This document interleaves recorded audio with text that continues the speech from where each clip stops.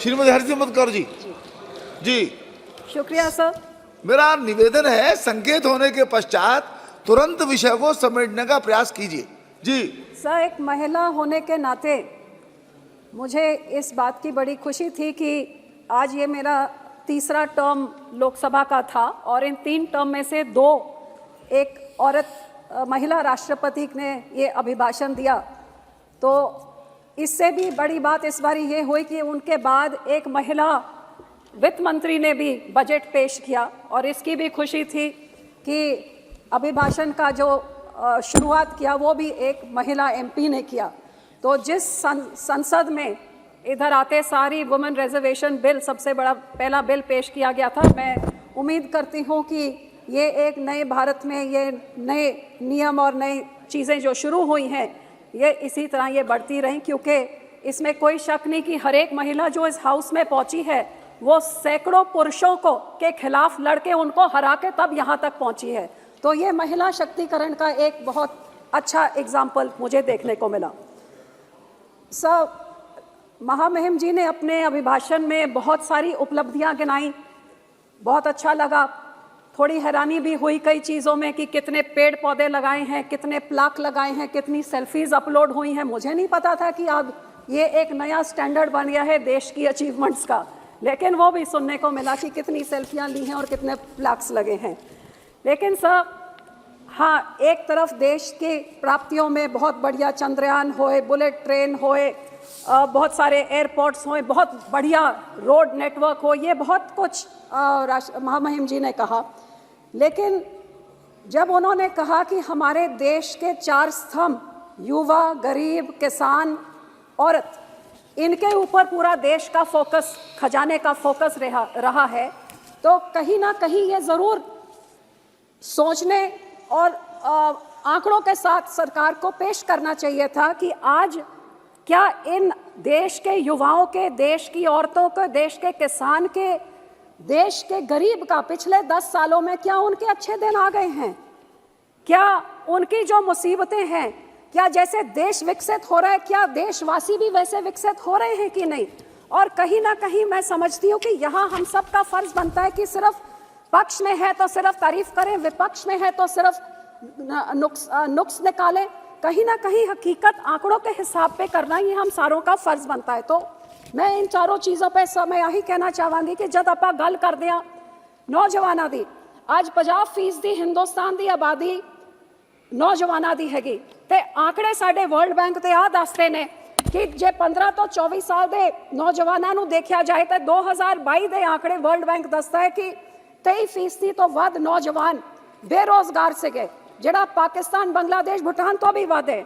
जिहड़ी centre for monitoring of Indian economy data है वो दसदा है 45.4% 12 तो 24 साल दे बेरोजगार से गए। एदा मतलब हर दूजा नौजवान देश से आज बेरोजगार है, ये हकीकत हैगी सर। ये भी NCRB डेटा दसदा है कि 36,000 स्टूडेंट्स ने पिछले 5 साल 19 तो 21 उन्होंने खुदकुशियां कीतियां ने, ते जिहड़ा दे कोल नौकरी हैगी, हैरानी दी गल तां हैगी कि 43,000 प्रोफेशनल्स ने भी NCRB डेटा दसदा है 19 तो 21 दे विच उन्होंने भी खुदकुशियां कीतियां ने। ते सर आही कारण हैगा शायद कि साडे देश विच 68% rise in students going abroad, देश छड़ के बाहर विदेशों में पढ़न वाल जा रहे हैं, जिहड़ा 6 ईयर ऑल टाइम हाई हैगा। अपने देश दे जिहड़े हिंदुस्तानी ने तकरीबन 2-3 लाख हिंदुस्तानियों ने अपने हिंदुस्तानी पासपोर्ट छड़ते, ते तकरीबन पंजाब च सब तो वध लोगों ने। ते अफसोस की गल हैगी कि जब महामहिम जी कहते हैं कि SC स्टूडेंट्स की इनरोलमेंट वधी है, हकीकत आ हैगी कि 14,000 SC ST OBC स्टूडेंट्स ने हायर स्टडीज़ तो उन्होंने ड्रॉप आउट करता हैगा। ते स्टूडेंट्स का तो मैं अपने सूबे तो ही दस सकती हाँ सर कि साडे टाइम च जिन्नी SC स्टूडेंट्स होंदे सी वो अद्धे रह गए हैगे, क्योंकि उन्होंने स्कॉलरशिप नहीं मिली, क्योंकि जेडे मंत्री साहब से कांग्रेस पार्टी दे उन्होंने इन्ना वड्डा घपला किया कि 60,000 करोड़ घपल के खा गए अजकल जेलों च, ते स्टूडेंट्स को स्कॉलरशिप नहीं मिली तो SC रह गए पिछे। जिहदे करके मैं बेनती करदी हाँ कि SCiਆਂ ਨੂੰ होर सपोर्ट देने की लोड़ है। उन्होंने एनुअल इनकम 2.5 लाख जिहड़ा 10 सालों तो इनक्रीज़ नहीं होना 8 लाख तक किया जाए। एक होर बड़ी जरूरी चीज़ सर, आज देश च ड्रग्स का बहुत वड्डा मुद्दा हैगा। मैनू हैरानी से कि ਕਿਵੇਂ ਜਦ ਅਸੀਂ ਆਪਣੀ ਡੈਮੋਗ੍ਰਾਫਿਕ ਡਿਵੀਡੈਂਡ ਦੀ ਗੱਲ ਕਰਦੇ ਸੀ 10 ਸਾਲ ਪਹਿਲੇ, ਆ ਡੈਮੋਗ੍ਰਾਫਿਕ ਡਿਜ਼ਾਸਟਰ ਬਣੀ ਜਾ ਰਿਹਾ ਡਰੱਗਸ ਦੇ ਨਾਲ, ਇਹਦੀ ਗੱਲ ਆਪਾਂ ਕਿਉਂ ਨਹੀਂ ਕੀਤੇ? ਕਿਉਂਕਿ ਅੱਜ ਮੈਂ ਆਪਣੇ ਸੂਬੇ ਦੀ ਜੇ ਗੱਲ ਕਰਾਂ, ਪਾਕਿਸਤਾਨ ਦੇ ਰਾਹੀਂ ਡਰੋਨਸ ਦੇ ਰਾਹੀਂ ਰੋਜ਼ ਡਰੱਗ ਸਾਡੇ ਸੂਬੇ ਵਿੱਚ ਆ ਰਹੇ। ਪੰਜਾਬ ਦਾ ਹਰ ਕੋਨੇ 'ਚ ਹਰ ਪਰਿਵਾਰ ਹਰ ਪਿੰਡ ਡਰੱਗਸ ਤੋਂ ਪੀੜਤ ਹੈਗਾ। ਰੋਜ਼ ਖਬਰਾਂ 'ਚ ਨੌਜਵਾਨ ਡਰੱਗ ਓਵਰਡੋਜ਼ ਕਰਕੇ ਇਹ ਮਰ ਰਹੇ ਨੇ। ਤੇ ਕਿਉਂ ਇਹ ਸਰਕਾਰ ਉਹਨਾਂ ਡਰੱਗਸ ਨੂੰ ਡਰੋਨਸ ਨੂੰ ਰੋਕਣ ਵਾਸਤੇ 10 ਸਾਲਾਂ 'ਚ ਜਦ ਮੁਹਿੰਮ ਜੀ ਕਹਿੰਦੇ ਨੇ ਬਾਰਡਰਾਂ ਨੂੰ ਇਹਨਾਂ ਨੇ ਤਕੜਾ ਕਰਨ ਵਾਸਤੇ ਬਹੁਤ ਕੁਝ ਕੀਤਾ, ਤੇ ਆ ਕਿਉਂ ਨਹੀਂ ਕੀਤਾ? ਬਹੁਤ ਜ਼ਰੂਰੀ, ਬਹੁਤ ਇਹਦੀ ਲੋੜ ਹੈਗੀ ਸਭ। ਦੂਜਾ ਮੈਂ ਆਂਦੀ ਹਾਂ ਸਭ ਕਿਸਾਨਾਂ 'ਚ 60% ਦੇਸ਼ ਕਿਸਾਨੀ ਦਾ ਹੈਗਾ। ਵਾਅਦਾ ਕੀਤਾ ਸੀ 2015 'ਚ ਕਿਸਾਨਾਂ ਦੀ ਆਮਦਨ ਨੂੰ ਦੁੱਗਣਾ ਕੀਤਾ ਜਾਊਗਾ। NSO ਦਾ ਡੇਟਾ ਕਹਿੰਦਾ ਹੈ ਕਿ ਜਿਹੜਾ ਕਿਸਾਨ ਦਾ ਆਮਦਨ 8000 ਰੁਪਏ 2015-16 'ਚ ਸੀ, 18-19 ਤਾਈਂ ਉਹ ਇਕੱਲੇ 10,000 ਹੋਈ। ਉਹਦੇ ਬਾਅਦ ਤਾਂ ਡੇਟਾ ਹੀ ਨਹੀਂ ਦਿੱਤਾ। ਤੇ ਜੇ 15 ਤੋਂ ਲੈ ਕੇ 19 ਤਾਈਂ ਇਕੱਲੇ 2000 ਦਾ ਹੋਇਆ ਤਾਂ ਦੁੱਗਣੀ ਕਿਦੀ ਹੋਈ ਹੈ? ਇਹ ਦੱਸਣ ਦੀ ਲੋੜ ਨਹੀਂ ਕਿ ਕੀ ਕੁਝ ਦਿੱਤਾ। ਇਹ ਦੱਸੋ ਕਿ ਜਿਹੜਾ ਤੁਸੀਂ ਵਾਅਦਾ ਕੀਤਾ ਸੀ ਉਹ ਡਬਲ ਕਿਉਂ ਨਹੀਂ ਹੋਇਆ? ਕਿਉਂਕਿ ਇਸ NSO ਦਾ ਡੇਟਾ ਇਹ ਵੀ ਦੱਸਦਾ ਹੈ ਕਿ 50% ਕਿਸਾਨ ਪਰਿਵਾਰ ਅੱਜ ਕਰਜ਼ਾਈ ਹੋ ਗਏ ਨੇ, ਤੇ 5 ਸਾਲਾਂ 'ਚ ਇਹ ਕਰਜ਼ਾ 58% ਵੱਧ ਗਿਆ ਹੈ ਦੇਸ਼ ਦੇ ਕਿਸਾਨਾਂ ਦੇ ਉੱਤੇ। ਤੇ ਆ ਵੀ ਇੱਕ centre of science and environment ਜਿਹੜਾ ਡੇਟਾ ਦੱਸਦੀ ਹੈ ਕਿ ਕੱਲੇ 2021 'ਚ 10,880 ਕਿਸਾਨਾਂ ਨੇ ਖੁਦਕੁਸ਼ੀ, ਮਤਲਬ ਸਾਡੇ ਦੇਸ਼ 'ਚ ਹਰ ਘੰਟੇ 'ਚ ਇੱਕ ਕਿਸਾਨ ਖੁਦਕੁਸ਼ੀ ਕਰ ਰਿਹਾ ਹੈ। ਤੇ ਕਿਤੇ ਨਾ ਕਿਤੇ ਕਿਸਾਨੀ ਸੰਕਟ ਹੈਗੀ। ਮੈਂ ਆਪਣੇ ਸੂਬੇ ਪੰਜਾਬ ਜਿਹੜਾ ਇੱਕ ਕ੍ਰਿਸ਼ੀ ਦੇਸ਼ ਸੂਬਾ ਹੈਗਾ, ਉਹਦੇ ਬਾਰੇ ਮੈਂ ਤੁਹਾਨੂੰ ਦੱਸਾਂ ਤੇ ਸਭ ਤੋਂ ਵੱਧ ਕਰਜ਼ਾਈ ਪੰਜਾਬ ਦੇ ਕਿਸਾਨ ਹੈਗੇ। ਅੱਜ ਪੰਜਾਬ ਜਿੱਥੇ 80-85% ਸਭ ਸਮਾਲ ਤੇ ਮਾਰਜਨਲ 5 ਏਕੜ ਵਾਲੇ 3-3 ਲੱਖ ਦਾ ਕਰਜ਼ਾਈ ਹਰੇਕ ਕਿਸਾਨੀ ਘਰ ਦੇ ਉੱਤੇ ਹੈਗਾ। ਇਹ ਕਿਸਾਨੀ ਸੰਕਟ ਬਹੁਤ ਵੱਡਾ ਹੈਗਾ ਤੇ ਹਜ਼ਾਰਾਂ ਕਿਸਾਨ ਰੋਜ਼ ਪੰਜਾਬ 'ਚ ਖੁਦਕੁਸ਼ੀ ਕਰ ਰਹੇ ਨੇ। MSP ਦੀ ਗੱਲ ਮਹਾ ਮੁਹਿੰਮ ਨੇ ਕਿਹਾ 18 ਲੱਖ ਕਰੋੜ, ਲੇਕਿਨ 850 ਕਿਸਾਨ ਸ਼ਹੀਦ ਹੋ ਗਏ ਕਿਸਾਨੀ ਅੰਦੋਲਨ 'ਚ। ਉਹਨਾਂ ਨੂੰ ਕਿਹਾ ਸੀ MSP ਦੀ ਕਮੇਟੀ ਬਣਾਈ ਜਾਊਗੀ, ਇੱਕ ਲਾਜ਼ਮੀ ਕਮੇਟੀ, ਜਿਹਦੇ ਨਾਲ ਸਵਾਮੀਨਾਥਨ ਕਮੇਟੀ ਦੀ ਜਿਹੜੀ ਰეკਮੈਂਡੇਸ਼ਨ C2+50% ਉਹਨੂੰ ਲਾਜ਼ਮੀ ਬਣਾਇਆ ਜਾਊਗਾ। 2 ਸਾਲ ਨਿਕਲ ਗਏ, ਅੱਜ ਤੱਕ ਕਮੇਟੀ ਨਹੀਂ। ਹਕੀਕਤ ਆ ਹੈਗੀ ਕਿ ਜਿਹੜੇ ਅੱਜ ਕਣਕ ਨੂੰ ਲੈ ਲਈਏ, ਉਹਦੇ DAP, ਯੂਰੀਆ, ਬਿਜਾਈ, ਫਰਟੀਲਾਈਜ਼ਰ, ਉਹਦੀ ਵਾਢੀ ਕਟਾਈ 80% ਇਨਕਰੀਜ਼ ਹੋ ਗਈ ਹੈ ਕਾਸਟ ਇਨਪੁਟ, ਤੇ ਆਊਟਪੁੱਟ ਸਾਡਾ MSP ਅਜੇ 30-40% ਕਿਸਾਨ ਨੂੰ ਜੇਬ ਤੋਂ ਭਰਨਾ ਪੈਂਦਾ ਹੈ। ਹਕੀਕਤ MSP ਦੀ ਆ ਹੈਗੀ। ਤੇ ਜਦ ਕਿਸਾਨ ਦੇ ਕੋਲ ਕੋਈ ਮੌਕਾ ਹੁੰਦਾ ਕਿ 2 ਪੈਸੇ ਕਮਾ ਲੇ, ਯੂਕਰੇਨ ਦੇ ਵਾਰ 'ਚ ਵੀਟ ਦੀ ਪ੍ਰਾਈਸਿਸ ਵਧੀਆਂ ਤੇ ਸਰਕਾਰ ਨੇ ਐਕਸਪੋਰਟ ਹੀ ਬੰਦ ਕਰਤਾ ਤਾਂ ਕਿ ਕਿਸਾਨ ਦੇ ਜੇਬ 'ਚ ਕੁਛ ਨਾ ਆਏ। ਇਸ ਕਰਕੇ ਮੈਂ ਬੇਨਤੀ ਕਰਦੀ ਹਾਂ ਕਿ ਇਹ ਤੁਸੀਂ ਸਕੀਮਾਂ ਜਿਹੜੀ ਚਲਾਉਂਦੇ ਹੋ ਬਹੁਤ ਵਧੀਆ 6000 ਰੁਪਏ ਵਾਲੀ ਸਕੀਮ ਤੁਸੀਂ ਚਲਾਏ, ਕਿਸਾਨ सम्मान निधि बहुत ਚੰਗੀ ਗੱਲ ਹੈ। ਲੇਕਿਨ ਕਿਉਂ ਇਹ ਸਕੀਮ ਨੂੰ ਜਿਹੜਾ 2021 'ਚ 10 ਕਰੋੜ 90 ਲੱਖ ਕਿਸਾਨਾਂ ਨੂੰ ਮਿਲਦਾ ਸੀ, ਫਿਰ 2023-24 'ਚ ਇਹਨੂੰ 8.5 ਕਰੋੜ ਕਿਸਾਨਾਂ ਨੂੰ ਸਿਰਫ ਲਾਭਾਰਥੀ ਕਿਉਂ ਘਟਾ ਕਿਉਂ ਦਿੱਤੇ? ਕਿਸਾਨਾਂ ਤੇ ਆਮਦਨ ਵਧੀ ਤਾਂ ਹੈ ਨਹੀਂ। ਹੁਣ ਸਾਡੇ ਪੰਜਾਬ 'ਚ ਜਿਹੜਾ 1.5% ਹਿੰਦੁਸਤਾਨ ਦੀ ਜ਼ਮੀਨ ਹੈ, ਲੇਕਿਨ 30% ਅਨ ਜਿਹੜੇ ਤੁਹਾਡੇ 80 ਕਰੋੜ ਲਾਭਾਰਥੀ ਹੈਗੇ ਜਿਨ੍ਹਾਂ ਤੁਸੀਂ ਰਾਸ਼ਨ ਦਿੰਦੇ ਹੋ, ਸਭ ਤੋਂ ਵੱਡਾ ਯੋਗਦਾਨ ਉਹ ਪੰਜਾਬ ਦਾ ਕਿਸਾਨ ਜਿਹੜੀ ਇੰਨੀ ਤੋਂ ਜ਼ਮੀਨ ਤੋਂ ਇੰਨਾ ਸਾਰਾ ਉਪਜ ਕਰਦਾ ਹੈ। ਪੰਜਾਬ 'ਚ ਤੁਸੀਂ 26% ਕਿਸਾਨ ਨਿਧੀ ਸਮਾਨ ਵਾਲੇ ਯੋਜਨਾ ਦੇ ਕਿਸਾਨਾਂ ਦੀ ਬੈਨੀਫਿਸ਼ਰੀ ਨੂੰ ਤੁਸੀਂ 26% ਘਟਾਤਾ। ਕਿਉਂ? ਸਾਡਾ ਕਸੂਰ ਕੀ ਸੀਗਾ? ਸਾਡੇ ਨਾਲ ਇਹ ਵਿਤਕਰਾ ਕਿਉਂ? ਤਾਂ ਕਿਸਾਨਾਂ, ਪੰਜਾਬ ਦੇ ਕਿਸਾਨਾਂ ਨੇ ਆਪਣਾ ਪਾਣੀ ਖੋਇਆ, ਆਪਣਾ ਖੂਨ ਪਸੀਨਾ ਬਹਾਇਆ ਦੇਸ਼ ਨੂੰ ਅੰਨ ਨੂੰ ਸਰਪਲਸ ਕਰਨ ਵਾਸਤੇ, ਤੇ ਸਾਡੇ ਨਾਲ ਇਹ ਤੱਕ ਫਸਲ ਬੀਮਾ ਯੋਜਨਾ ਇਹ ਤਾਂ ਕੋਈ ਦੱਸਦਾ ਨਹੀਂ ਹੈਗਾ ਕਿ ਇਸ ਬੀਮਾ ਕੰਪਨੀਆਂ ਨੇ ਕਿਵੇਂ 57,000 ਕਰੋੜ ਰੁਪਏ ਕਮਾ ਲਿੱਤੇ ਨੇ ਇਸ ਯੋਜਨਾ ਤੋਂ।